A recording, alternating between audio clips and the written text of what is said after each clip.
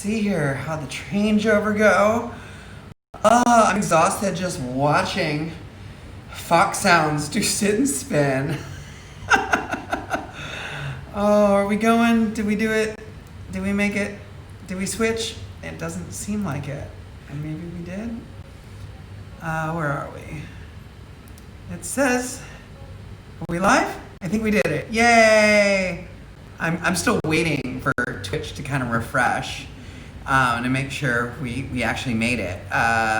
Okay. Oh, yay! We are there. Okay. Whew. Oh, Booty Mashup Twitch. How are you guys doing? It's your girl Adriana A, and I am exhausted. I'm totally exhausted. Not only from just watching Sit and Spin with Fox Sounds, which I do love so much. I am so glad, so glad that we added, it's like a fitness show to our channel with mashups. I mean, it's so perfect. And that's actually not why I'm exhausted though. I mean, I think I get a little vicariously exhausted watching Sit and Spin. But no, you guys, I am like legit fucking exhausted. I'm in LA. I'm in LA. Here, we're flip it around. Here, let's see here. Show you the view. Let's see here. There we go. I am in Los Angeles. This is downtown Los Angeles.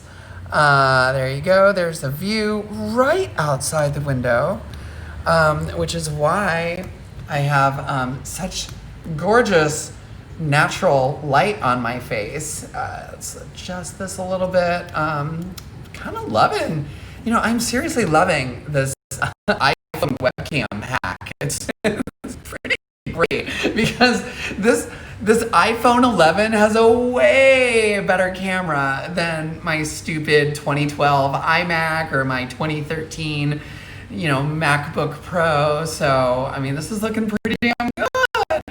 Let me catch up, see what's going on in the chat, anything. Oh God, yeah, Grandma needs her reading glasses. Okay, so this is what we are doing on today's show. Again, this is becoming like a cliche. It's time for Cribs Part 3. I only thought we were going to do Cribs Part 1 and 2, but the entire reason that I came back from Berlin, that I left, the relative safety and the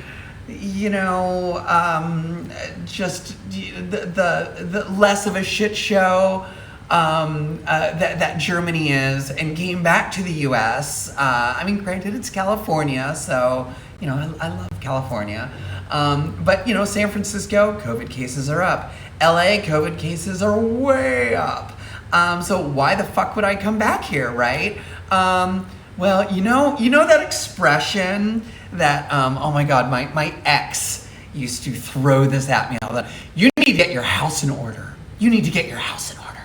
It's like such a bitchy thing to say, right? It's like you don't have your shit together, and stuff is a shit show, and you need to get your house in order.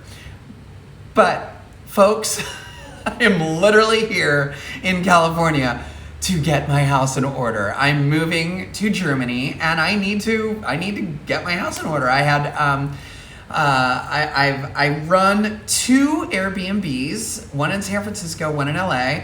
I have a rental that I live in and work in.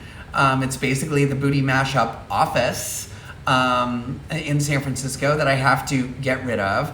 And I had my Burning Man RV that I had to take care of. So which is basically, let's face it, an RV is just a house on wheels. So I've literally got 4 houses to get in order. 4!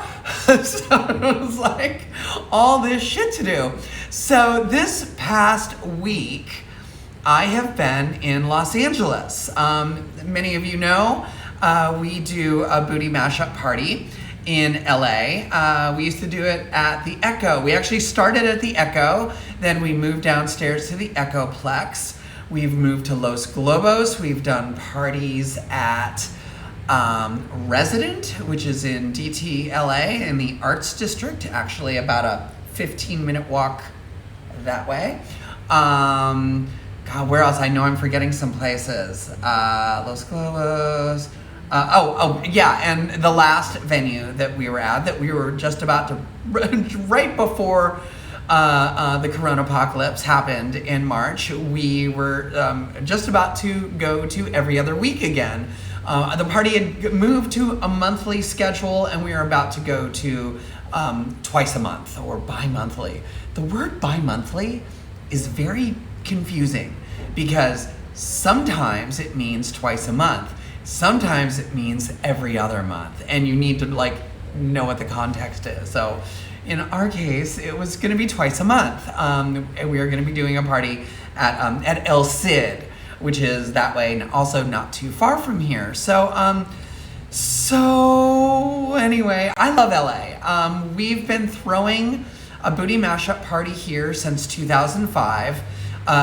2 years after we started the party in San Francisco, we had erroneously assumed, and when I say we, I mean my ex-partner, Mysterious D, and myself, the creators of Booty Mashup, we had assumed that, we're early with mashup culture, 2003, but it's only going to be a matter of time before everybody is jumping on the bandwagon, and there are going to be a shit ton of mashup parties, in the same way. And I think at the time, the early 2000s is when a lot of indie electro dance was happening, electro clash was happening, sort of this hipster, actually it's now retroactively being called blog house, because it was the dawn of these MP3 blogs and music blogs, and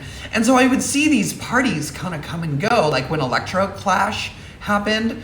Electro Clash, I loved Electro Clash. When Electro Clash happened, there was a party in New York, and then there was a party in LA, and then next thing you know, there were parties all over the US, all over Europe, devoted to Electro Clash.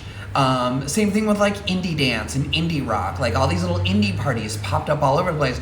We had assumed that mashups are the next big thing, and there's going to be mashup parties all over the place. And we were shocked when that did not happen.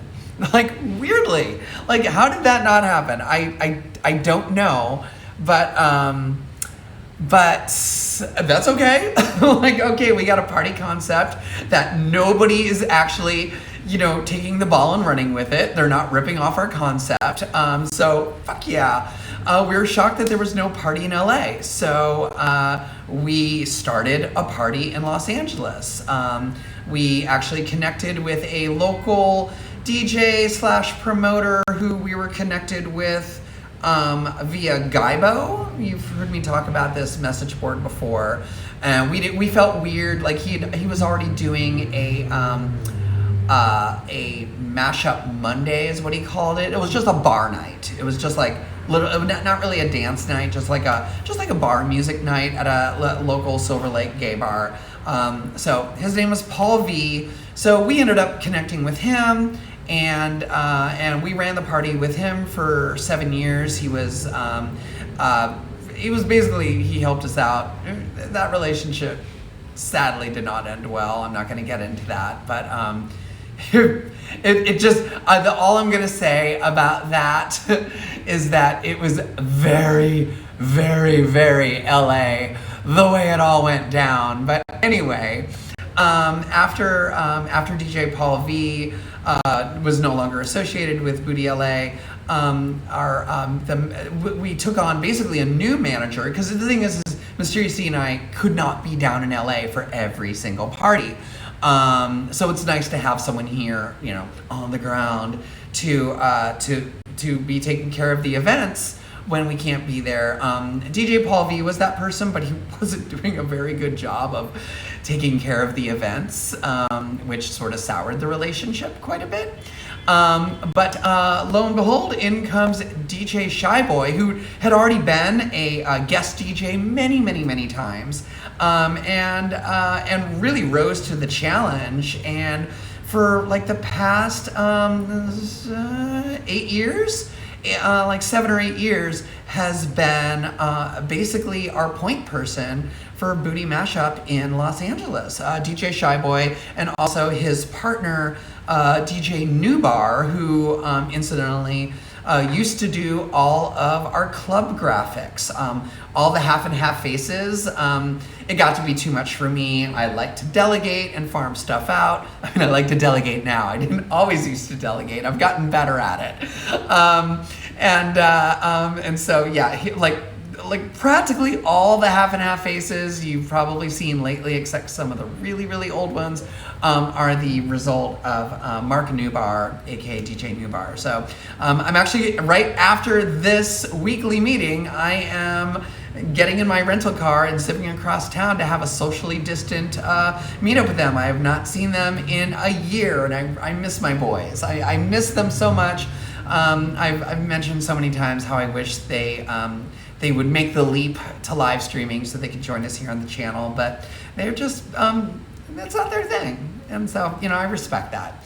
But anyway, so we still have not gotten to the part where it's like, what the fuck, Adriana? So why the fuck do you have a loft in LA? Well, the reason is because, like, we're coming down here a lot. And I got sick and tired of every time. Well, actually, shout out to my friend Brian, because for the first 8-9 years that we were coming down to LA, we stayed with him. We stayed with our friend Brian, especially when the party was small, couldn't really afford, a hotel. He put us up for free, and it was amazing. It was great. It was so nice to have like a home away from home. But he moved away from LA. He moved back, but now he doesn't live in like LA proper. He lives a little further out. And so we lost our free place to live in LA, sadly. And then every time we came down here, it was like a hotel or an Airbnb eventually. And that ends up being like $100-$200 a night, depending. So I would, I wanted to like kind of spend time down here. Like when we would stay with our friend Brian, I could stay there for a week if I wanted. Whereas, a week is like way too cost prohibitive. So, which is like, oh, so that's why you bought a loft. Like, how does that math add up? Well, there were like these 5 years. There were like 5 incredible years, like around the early to mid 20-teens, where our Booty Mashup party in San Francisco was like bonkers. It was like 10 years into throwing this party. And I mean, it's not like it just like, it finally took off. I mean, we had, slowly, organically built it from a monthly to a, twice a month to 3 times a month to weekly. And then a few years of it being weekly. And then it went from like 500 people, 600, 700, 800 people to we were averaging, like there was 1 year we averaged, and this is an average, 1,700 people a week, and which is crazy. I mean, and that's an average, which means that like in the summertime when it was like really busy, we would, there were some weeks we had 2,000, 2,500 people. I mean, crazy, almost like a little too crazy. I have to admit, I actually like the smaller Booty Mashup parties that are like a few hundred people, like I think 500 people is sort of the magic number. That's like a good flow at the room. But of course a venue doesn't, a venue that holds 1,000 people doesn't want 500. A venue that holds 1,000 people, they want 2,000. They'll move them in and out. But Booty Mashup eventually in San Francisco got a little bit of a reputation as like some of our older crowd was like, oh, you're too mainstream, and and here in LA, like we kind of also had this time period where we were like 800, 900 people there for a while, and it got a little too crazy, but it afforded us a lot of opportunities to do things. Ended up like we were able to the first time we were able to get DJs from Mars, it was because I was able to pay them. Yay! I was able to give all my DJs pay raises. Was able to invest in the business. All these good things, and it frankly helped pay for a lawsuit with the aforementioned DJ Paul V. Helped pay for a divorce that could have gone ugly, but Mysterious D and I were doing kind of okay financially, so it was okay. And she took her money, and Mysterious D invested it in slot machines, and I took my money and I apparently invested it in real estate. You sort of catch the bug, and I was all about buying cheap places and that I could then sort of fix up and do shit with and do cool shit with, turn them into funky Airbnbs. I did this with a place in San Francisco that I just love. It will be the apartment that I die in someday, but right now it's a great Airbnb because I prefer to live a little closer to the venue that I work at, DNA Lounge. And then in LA, the way I got this place is literally I accidentally bought a loft here. I bought the place in Berlin as well, kind of an older building. The price was right. So same thing here. Just you sort of once you've bought real estate and then you're making money off of it immediately because you're renting it out and you're Airbnb-ing it. So it's oh hey, I spent some money, but I'm immediately making that money back. I'm not paying for a mortgage. I'm not paying for an HOA because I'm renting it. So that money is bam. It was oh shit. Oh, I guess this is what I mean when people are oh, you're really good with money. It's I feel like I'm accidentally good with money. That was not a hard concept to sort of get, but it worked out. So I was oh shit, okay, I'm making money, so I actually got money to buy another place if I wanted to. So I looked around at places. I looked at a place in this building. I fell in love with this view. This view. Look at that. Look at that downtown view. I fell in love with downtown. I was I'm a big city girl. I love downtown. I love big cities. So but the unit I looked at in this building was courtyard facing. It faced the courtyard, and I was okay, there's no view. But went up to the rooftop. The rooftop's got a pool and a hot tub, and it's got a view of the skyscrapers, and there's no other tall buildings around it, so it's pretty much unobstructed views. Gorgeous. So I told the real estate agent, I was well, hey, I can see if any units open up on this side of the building, let me know. And a week later, he calls me. I was hey, a unit just opened up, and it's pretty reasonably priced. And I'm okay. We totally did an iPhone FaceTime tour, and I'm okay, I'll play along. I'm gonna put a bid in, and they're seller comes back with a higher bid. I'm no, I'm good. I'm just gonna lowball it right here. It's they're not gonna accept it, but if they did, it'd be cute, but that's not gonna happen. Came back with another bid, another counter offer, which was still higher than what I was bidding. So this is now round 2 of this, and I'm no, I'm good, because I wasn't really expecting to buy this place. And then they come back and they're okay, it's yours. I'm wait, what? So I totally lowballed the bid, and they sold it to me, and that was a great idea in 2017 before the housing market crashed due to the corona apocalypse. Before my party at the time, my LA party that I really wanted to be here for all the time. It was shit, if I have my own place down here, I can Airbnb it when I'm not here, but when I am here, it's basically, free place to live. And so I could literally live down here for a month and go up to San Francisco for a party once a month or every other month or every other week, and like really kind of like try to build up the LA party here a little bit more, be here in LA. I kind of felt like, it's like, oh, the LA party needs a little bit more Adriana, so that was a great idea. And then our LA party started like faltering a bit. We weren't 900 people anymore, and we kind of like had to move around venues a bit. We went from weekly to monthly to then moving venues around. I was just like, oh, thankfully it being an Airbnb has been a good idea. So there we are. I don't know. Have I missed anything good in the chat? I've been ranting about how the hell this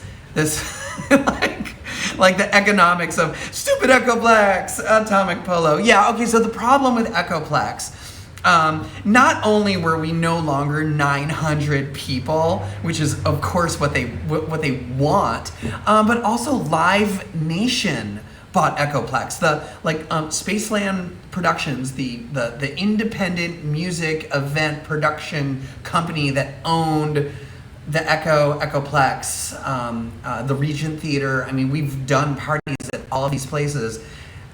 They literally sold out. They sold to Live Nation. So and after that it was they're not dealing with independent promoters like myself. They are dealing with bigger companies that are booking touring acts and shit like that.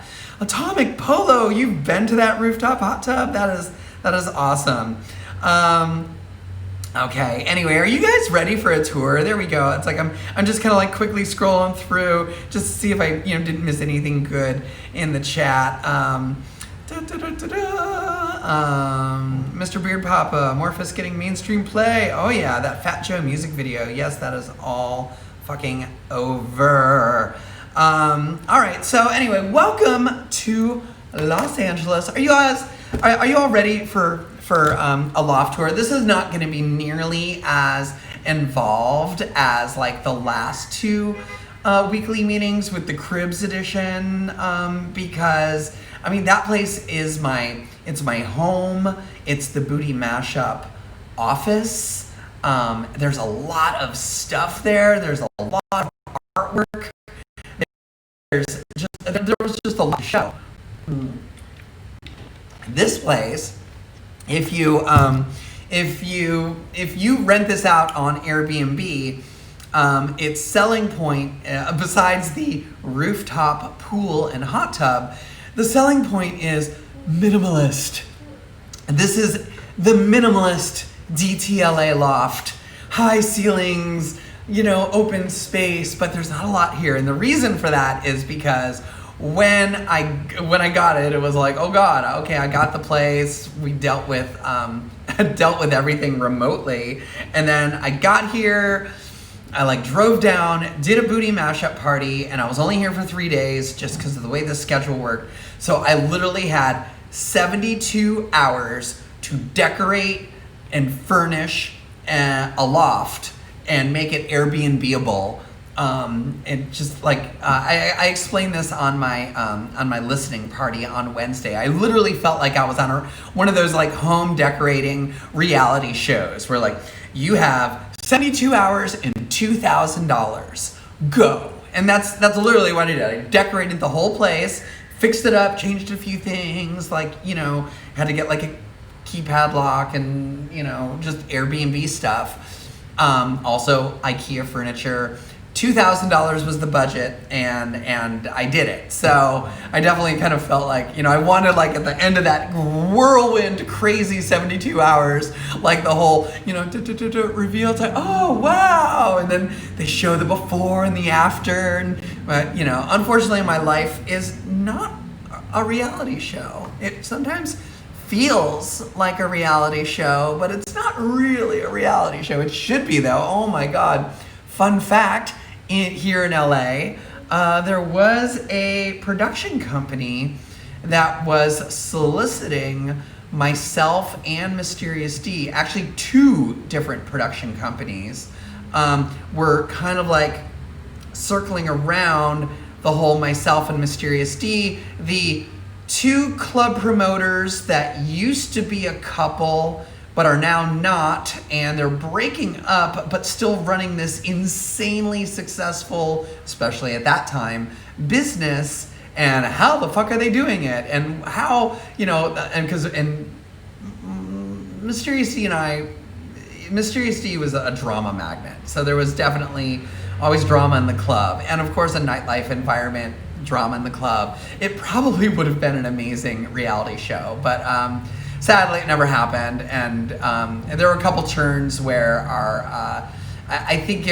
it's like we would be getting along okay, and then it would all turn south, and then we'd get along okay, and then it would go horrible, toxic, really bad. And let's just say that when you're working with someone with certain proclivities and the way their brain is wired, I think that is probably the most diplomatic way I can phrase all of this. That's the way it goes. Lots of highs, lots of lows. So probably, actually on the one hand, I'm like it probably would have been great reality TV, but it might have been headaches for the producers, because you just never know what kind of shit would have. I'm sure they're used to this shit. But anyway, oh God, I feel the trigger effect coming on just from talking about this. So we're gonna move on. Let's go on a little house tour, shall we? Let's see if we can do this. Let's see. Well, should we keep us on the tripod here? I'm gonna flip things around. I think we can. Yeah. Let's see here. Let's switch the key. There we go. Okay. And we. Nope. There we go. Okay, we're gonna put it on widescreen. So this is where I was just sitting, right here. This is the this is where the magic happens when I'm in Los Angeles, and with this gorgeous view of downtown LA. I love skyscrapers. What can I say? I have a total fetish for tall buildings. I love tall buildings. I love a view. I love skyscraper architecture. You can go ahead and read whatever Freudian bullshit you want into that. I'll take it. It's probably true. So let's go ahead and do the whole like you just got here. Okay, so all right, here we go. We're coming on in, and welcome. Oh, slam. Welcome to the Booty Mashup LA Loft Cribs Edition Part 3 with cheap tree decals on the wall. It's like, how do I decorate these huge 15-foot ceilings? I don't have this. I do. I have this much art, but I'm not schlepping down all my artwork. So it was like, oh, I found on Amazon these decals. This tree is $15. So it was 15, so it was super cheap. And I actually just ordered a second one. Those who are here for the mashup listing party on our inauguration day probably are like, wait, where did these trees come from? Yeah, well, what happened was this one, the decal was peeling a little bit, so I ordered a new one, and I replaced the part that was peeling, but then I had all these extra branches. So I went ahead and made two smaller trees, and the running joke here is it's oh, the garden is coming along nicely. In fact, these are the only plants I have not managed to kill. Believe it or not. So yeah, that was one way to kind of really fill the wall space. Oh, there we go. See, to fill the wall space, and I love the whole dichotomy of it's out here, it's urban and skyscrapers and old buildings, and that is Pershing Square Park. But then in here, it's trees, even though they're, just decals on the wall. And a big ass clock. So yeah, I've literally spent, Oh boy, so what I've been doing, it has been go, go, go, go, go since I got here in LA. I got here on Sunday night, so Monday, Tuesday, yeah, like basically a little less than 5 days. And because I wasn't here for an entire year, shit turned to shit a little bit. It was like I had a roach problem. Still have, sadly, a broken washing machine. Fortunately, there's a laundry room on the second floor, so it's not like deal breaker. But just like, I don't know, just so many little things. I mean, that's the thing. It's just like all these tiny little things. So, like I'm realizing these lamps. So I had these two lamps. I mean, these are like the cheap, like what? These lamps, paper lamps. They look really cute. But IKEA, these things are like $12 at IKEA, but they are paper. Which if you get some rambunctious Airbnb guests, which apparently I did, like one of them was just like kind of totally ripped and like they had lost this little wire thing. So I went ahead and then I went to IKEA and they were out of these. I was like, what? No! How do you not have these? These are like basic. This is like this is how basic I am. It's like this, the Holmo lamp and the lac end table. Like, here we go. It's like like $11.99, and then I think these in Europe these go for like €5.99, I think, and here they're a little more expensive. They're $9.99, but the US is further away from Sweden than Germany. But they didn't have them, but they had these, and I was like, oh my god, this is plastic. This is probably more Airbnb friendly. Like a guest is going to have a harder time destroying this floor lamp that is $2 cheaper than the paper lamp right there. So yay, I've got 2 new lamps. So yeah, had to replace those. So I moved some shit around. I moved the bed around. So yeah, this is like a decent sized space. I mean, it's 550 square feet.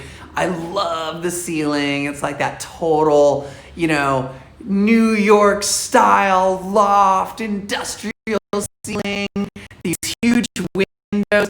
This building used to be a chair factory, apparently, and then it got converted to live-work lofts about, I want to say in the 90s, maybe in the 80s. It's been really hard to find information on all that. Oh, here we go. And one real is that, so here's all the fake trees, and then one really fake tree. This is like totally fake. Like there's no way. Like there's no way this would live. There's no way this would survive if I was in charge. Oh, this thing, the fan, because during a crazy ass heat wave in LA this past summer, this stupid air conditioning thing, this old ancient air conditioner, did not work. So I just got this fixed. So yeah. Let's see here. What else to show you? I'm wondering, okay, so I need you guys to be the judge. Does this look minimalist to you guys? Is this minimalist enough? Because like it started off extremely minimalist, but now I've got like artwork on the walls. I've got a little mini library here, a little book collection. My old caretaker, I mean, she's not old. She's just no longer my caretaker. A good friend of mine named Arena, she moved away to Denver and she hated to throw away books. So she basically brought over a bunch of books. So yeah, there's the book collection. So she left a bunch of books here. And to me, it's like what is that? I read that it's that famous quote, a home without books is a home without books is like a room without a window or something like that. So let me just check. Is it minimalist? Is there a consensus? Maybe I'll do a poll at the end of this. It's like, is it minimalist? I don't know. And if it's not, like, the chat pod is so good at naming mashups. It's like, name my Airbnb listing right now. It's minimalist DTLA loft with rooftop pool hot tub. But now I'm kind of like wondering, is it not really minimalist? It's like, and I was thinking like urban oasis, but that's so cliche. Filled with urban oases. But so this I just recently changed out. I don't know how well you guys can see this. So my friend Arena, who in addition to before moving, she dumped off a bunch of her books, she also dumped off a bunch of her artwork. So this started off as 2 large collage pieces, one of which I think was actually unfinished. And I chopped it up and put them in these frames that I already had. And it's really hard to kind of tell what's going on in these, but they're just, it's collage. She was really funny. She left them here for me. I found them, a few days ago. They were hidden inside. This over here is actually a sofa bed, but it's so dirty from Airbnb guests, and also most of the time it's just a bed that it's permanently going to be a bed. I got a memory foam mattress topper for it. It's a bed. We're now just going with, it's a bed. No more sofa bed. But anyway, hidden inside of this, because you open it up, was all of this artwork. Because she texted me, of course, because, oh my God, I've been so annoying to Arena. That's my friend who moved away, and then her protege, the loft caretaker that she basically handed off the reins to. His name is Ian. So I've got a little group text thread with myself, Ian, and Arena, and I'm like, you guys are gonna be so annoying because there are just so many things. It's gonna be a lot. So I've just been bugging them constantly, and she was like, "Hey, did you find the hidden artwork?" And I'm like, "Oh yes, I did. I found it." And so this is what she call it. She was like, "Did you find my imposter syndrome collage series?" And I guess what she means by that is that she's an artist and a photographer, and I guess she doesn't necessarily feel like she's that great of an artist. And I have to admit, collage is not really my thing. And she does 2 things. She does collage, and then she also does like photography, but then she like paints over the photograph. And a lot of times it's like nudes and figure photography, and then she paints over it. And she left a little bit of all of that here. And even though it's not necessarily my style of artwork, I appreciate it for what it is. And I actually think it works really well in here with like, the trees and just sort of like this style. Because I had like a bunch of like Comic-Con geek art in here, like a lot of space stuff. And, with the trees, it's like the space stuff didn't really seem like it fit all that well. So this is way better. So, like I said, it's a little hard to tell what's going on in here, but, it's collage stuff, pictures ripped out of magazines and put together, and maybe you put together your own interpretation of what the hell it all means. Either way, it's lovely and decorative. These I really like, though. It's 2 records that are painted. So I was like, okay. And oh my God, this is such a hack. Okay, so I did not have white paper laying around, especially white paper that's this size, and I didn't want the backing was just like brown cardboard. So I'm like, fuck, I need some paper or something. Oh wait, I know. So I literally just use and use that as like a white background, which you can see if you look really close. You can see the pattern of the towel. Totally ratchet, completely ratchet, ridiculous. But anyway, yeah, this is the kitchen. It's like, I mean, never mind. This place is an Airbnb. It's also my pied-à-terre. It's when I'm in Los Angeles, once a month is what it used to be, or sometimes twice a month, to throw a party and hang out here. I want it for me, and so my things are definitely like a comfy ass bed. This bed's nice firm mattress. It's comfy, love it. And I need music. Definitely needed a decent Bluetooth speaker. And I need coffee. And more importantly, this is not my preferred thing. I'd rather have like a fancy espresso machine, but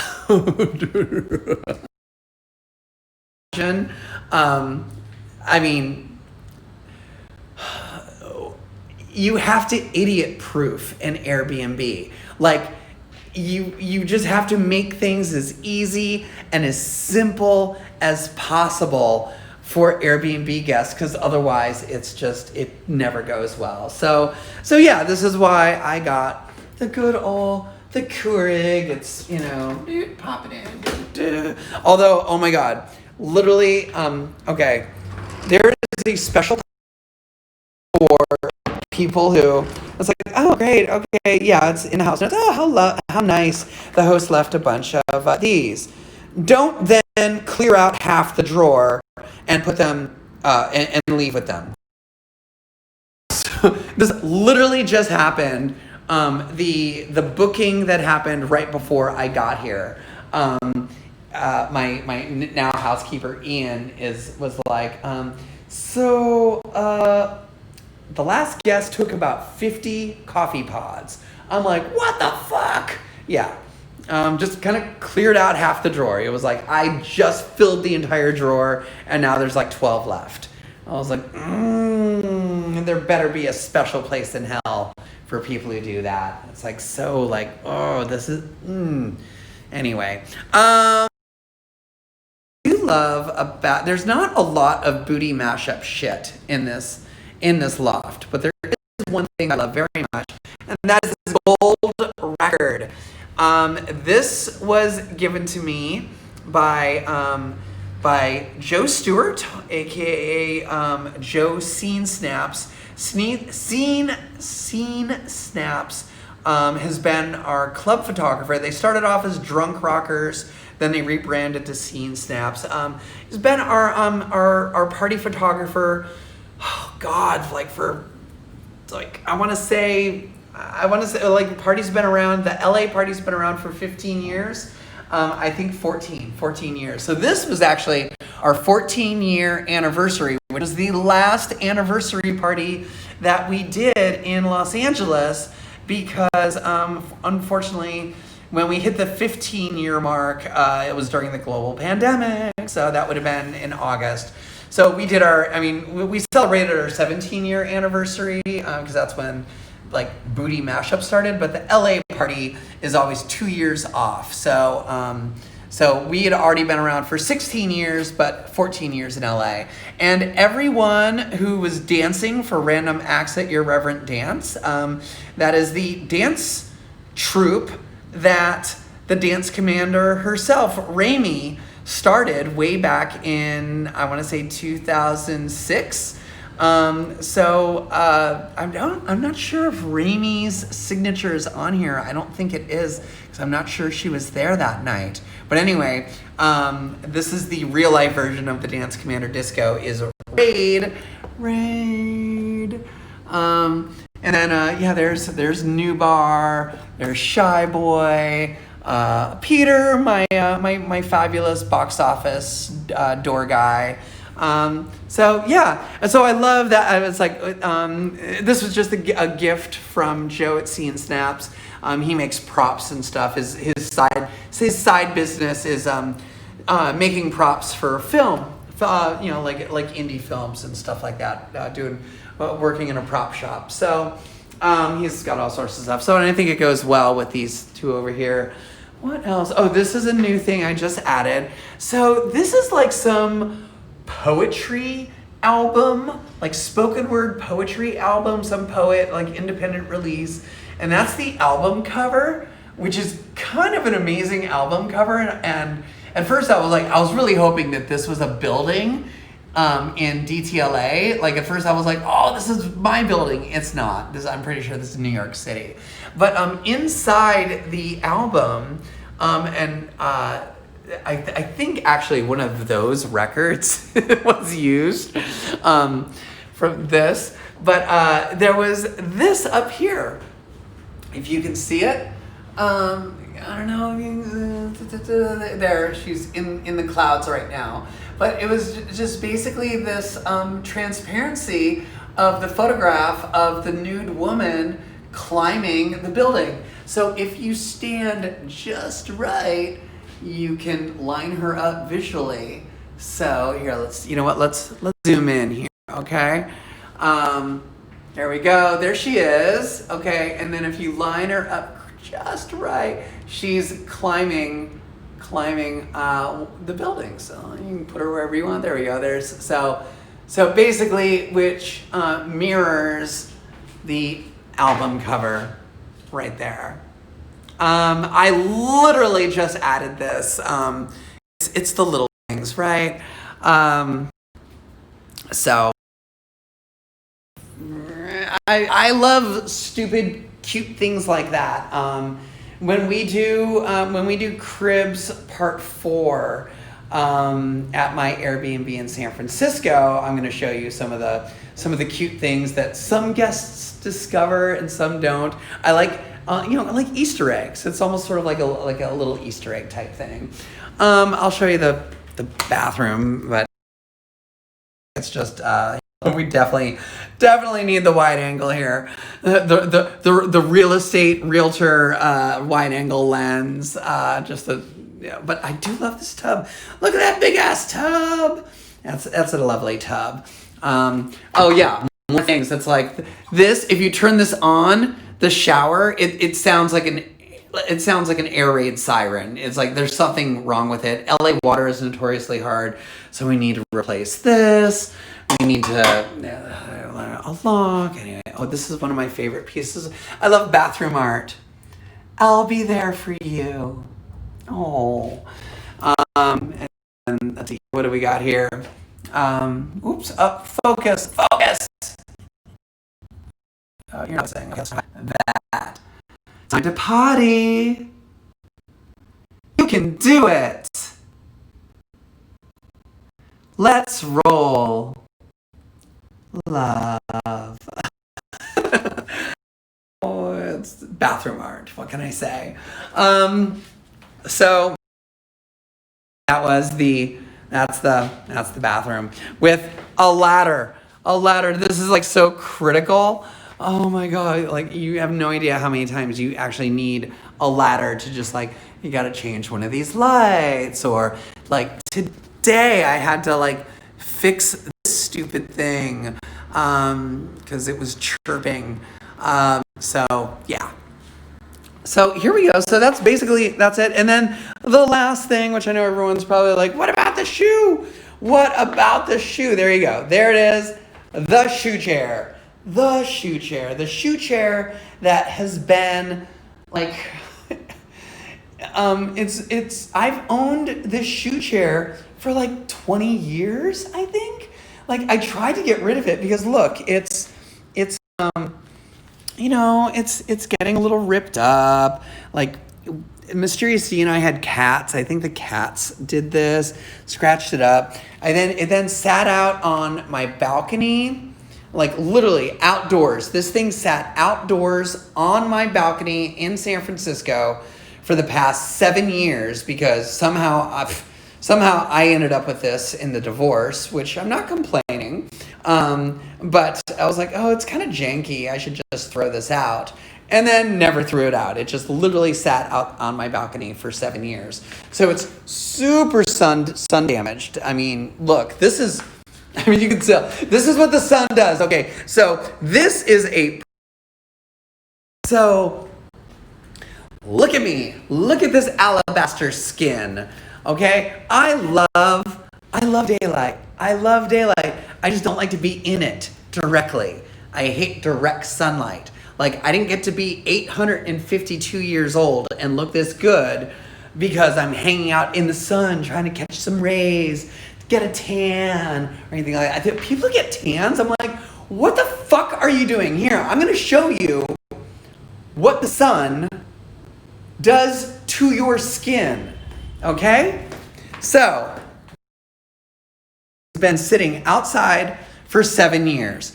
Look at this pattern. Look at that. Look how good that looks. And now, this was the side facing the sun. Look at that. Look how faded that is. Look at this. Look, I mean, that's, probably from people sitting, but look how faded that is. So, doing to my chair, imagine what it's doing to your face. So, skincare tips from Adriana. Stay the fuck out of the sun, or if you do go in the sun, sunblock like crazy. Sunblock, sunblock, sunblock, sunblock. And none of this 15 shit either. Even 30, you're gonna get some side eye. No, you need like at least 70, okay? So anyway. I've not even done any like sexy photo shoots in here yet because I've been so goddamn busy like with every little fucking thing. But yeah, so I just added this because I'm kind of Airbnb guests are going to be all over this. It's like taking photos in the shoe chair. But this here, I'm going to show you. I'm going to plop it down right here. There we go. Okay, so it looks all great, right? But if I sit in it, do you see how wobbly this is? Like yeah. We're gonna see how long that lasts. I'm gonna tell Ian. It's like if this, like we should take a pool. Like how long is this chair going to last before an Airbnb guest destroys it? So there we go. So it's like there's not that much. Not that much. I'm gonna set this down. And there we go. Shit. Oh, did I miss anything good, chat? What's going on? Like I said, this is a much shorter episode of Cribs because there's just it's minimalist, right? Okay, did we come up with a good name? Is it poll time? Yeah. Yeah. What do we? I'm not actually going to make a poll. I just want to know if we can come up with a decent name. Oh, actually, there is a poll. Is it still minimalist? Can I still get away with calling this apartment minimalist? Because that's such a buzzword and people love that shit. So I'm kind of like, is it minimalist?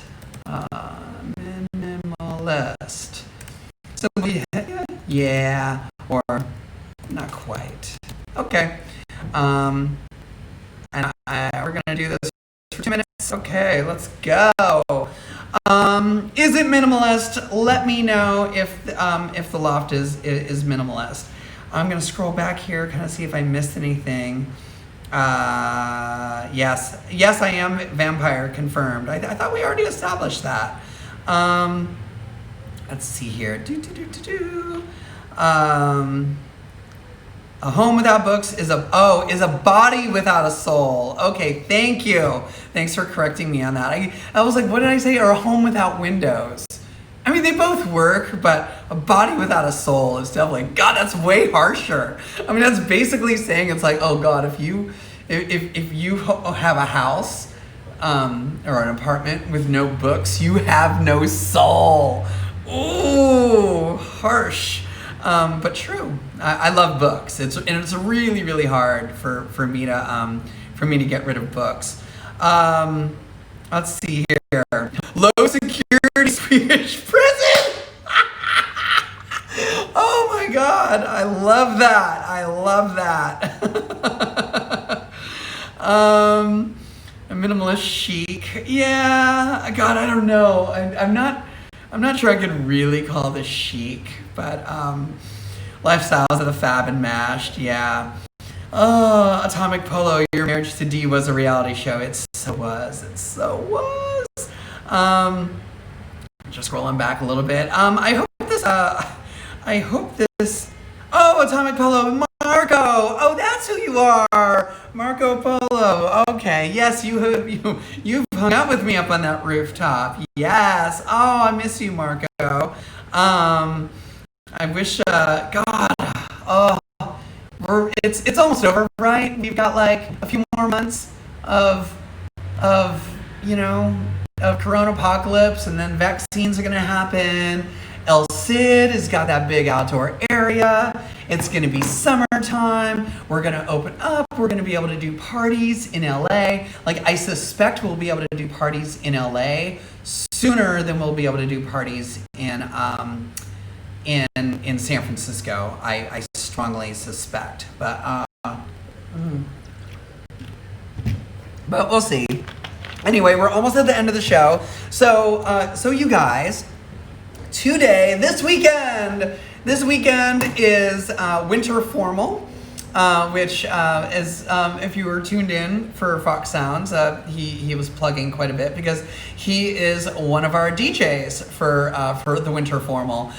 The Winter Formal, this was like, I don't know where these like, I've got a long ass list of theme ideas that I go through.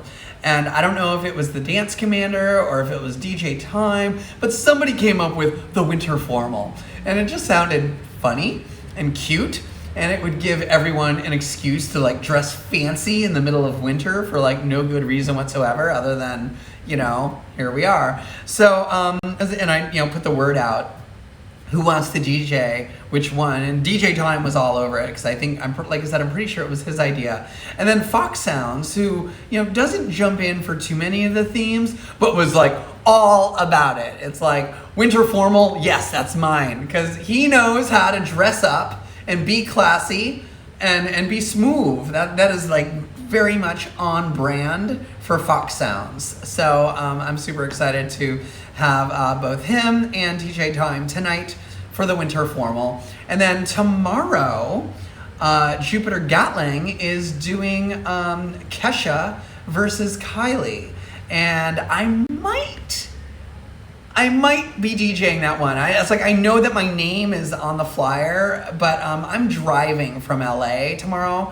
I've got an Airbnb guest coming tomorrow, so I'm still on the clock of like just, I mean, there are things I haven't showed you, like, oh God, like I didn't even tell you my horror story about. Here's the closet. Closet's nice and organized. Now look at that. Nice but you know what? Okay, this is getting switched out. It's going to be a different lock, but it's going to be locked is the point, because you know what Airbnb guests will them, but some of them will be like, it's one guest for one night or two guests for one night. And then you come in to clean and they've somehow used the towel that you left them in the bathroom, but then discovered your stash of towels in the cupboard or in the closet and used like 12 more towels. And then the housekeeper is freaking the fuck out because they have to do like 3 loads of laundry and the next guest is coming in like, 3 hours. Ugh, people. We won't even get into the whole thing of this over here. My lock, oh God. There used to be right here a keypad lock. Long story short, I lost the emergency manual key for the keypad lock. So I mean, I lost it like 3.5 years ago. Like when I first got the place. Like in the frantic 72 hours of trying to decorate a place. I don't know. It was probably in an IKEA box that I threw out accidentally, or somehow I threw the key out. So, the key padlocks are battery operated. If the battery dies or for some reason the electronics fail, you've got that emergency manual key to get in. Well, that key is gone. So I was like, well, it hasn't been a problem yet. It hasn't been a problem in 3.5 years. But it just feels like, but shit, when it does become a problem, it's going to be a problem for like a guest. I'd rather, you know what, let me just fucking take the time to deal with this.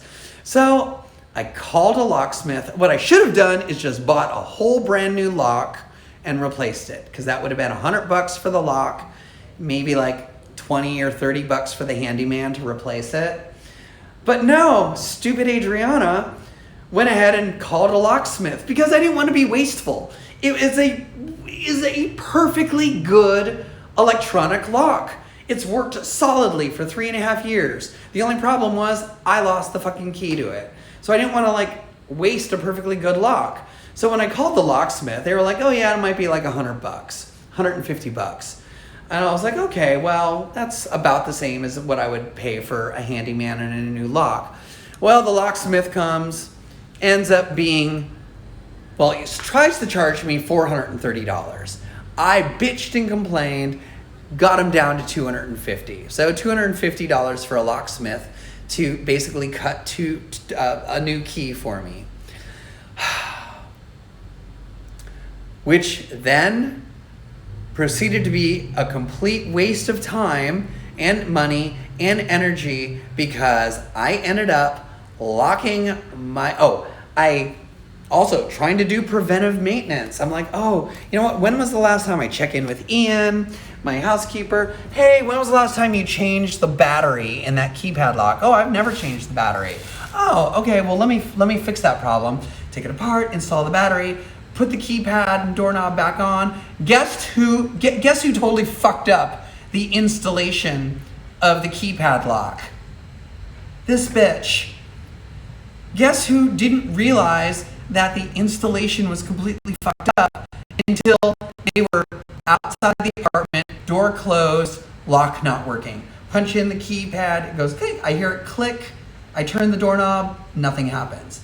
Punch it in, bing, green light, click, but nothing's clicking. I'm stuck. I'm trapped outside. I had to call my second locksmith within a 3-day time span. Call a different locksmith, because it was just like, get me someone here like as soon as they can. He could not fucking get in. Like, apparently that keypad lock's pretty damn good, especially when it's completely installed incorrectly. I had to basically drill the manual key thing that I just paid $250 for a key, and then had to basically destroy the lock in order to literally break back into my apartment. And for all of that, I got to pay $325. And then I had to buy a new keypad lock for another $100. So all in, it was like a $700 series of extremely stupid mistakes that was 100% my fault. I'm like, oh my God. Anyway, all right, we're gonna switch things over here really quickly. I was like, I just had to tell my stupid little sob story. Winter formal happy hour with Erson. Just gotta change up the stuff. We're changing it out of just chatting. Thanks for listening to my sob story. I tried to make it as short as possible, but oh my God. Adventures in being an Airbnb host. You thought it was mostly going to be stories about horrible guests, and it could be, but it's mostly like, yeah, they like smoked in the apartment when they weren't supposed to, and oh, they, stole a bunch of coffee pads. But no, the stupid things like the host herself locks herself out of the apartment and installed the lock wrong. And the moral of the story is I need to just hire a handyman. So, anyway. All right, let's get to the music. I'm over time anyway. Thanks to everyone for being here. I'm Adriana A. I might see you tomorrow night for Kesha versus Kylie if I drive back from LA and make it to San Francisco in time. Otherwise, you're in good hands with Jupiter Gatling and DJ Innate, of course, doing Mashups Rock. Now it is time for your Friday afternoon happy hour. I believe it's going to be winter formal edition. So thanks everyone for being here. Peace out. Ciao.